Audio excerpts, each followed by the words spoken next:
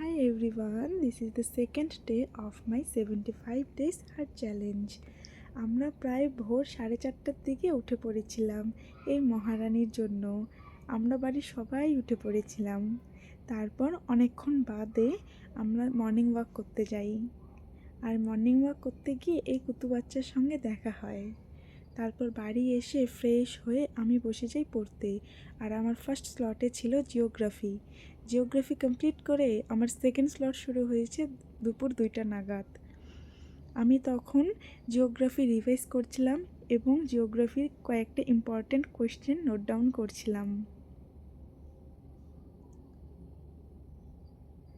তারপর সন্ধ্যাবাতি দিয়ে আমি বসে যাই ওয়ার্কআউট করতে।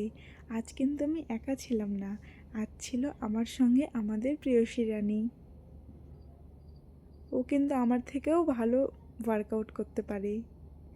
তারপর মেডিটেশন কমপ্লিট করলাম আমরা দুজনে মিলে।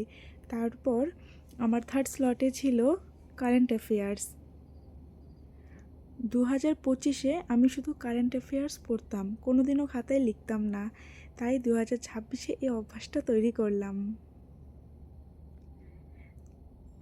তারপর ডিনার কমপ্লিট করে আমরা বসে যাই আমাদের ফোর্থ স্লট কমপ্লিট করতে।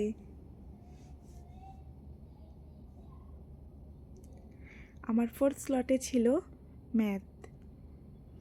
ম্যাথের কয়েকটা পোর্শন আমি রিভাইজ করছিলাম আর আমি ত্রিভুজের কয়েকটা পার্ট পড়ছিলাম।